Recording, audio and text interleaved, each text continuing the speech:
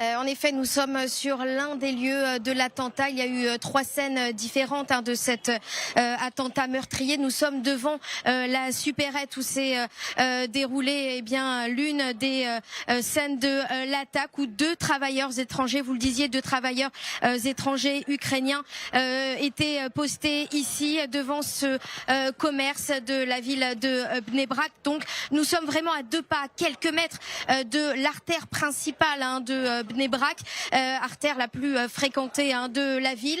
Les habitants sont nombreux depuis ce matin, depuis notre arrivée à 8 heures. Ils sont évidemment beaucoup d'agitation ce matin, beaucoup d'effroi, beaucoup de colère. Ils n'en peuvent plus, beaucoup crient, beaucoup disent.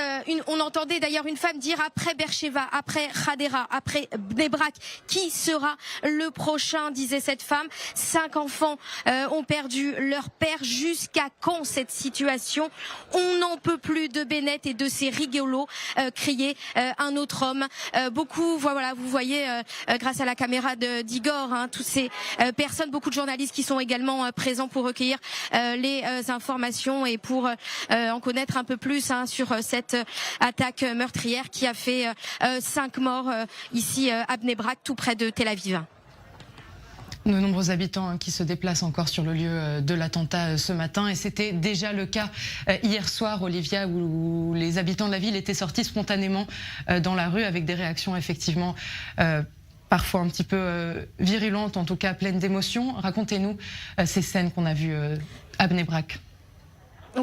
Oui, tout à fait. Après l'attaque meurtrière d'hier qui s'est déroulée vers 20h, jusque tard dans la soirée, vers 23h, minuit, une foule s'est amassée ici, mais malheureusement aussi sur les autres scènes de l'attentat d'hier.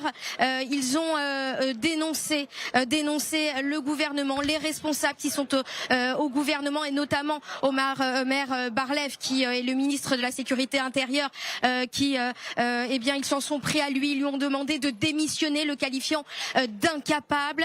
Kobi Shabtai également, le chef de la police, a été vivement critiqué.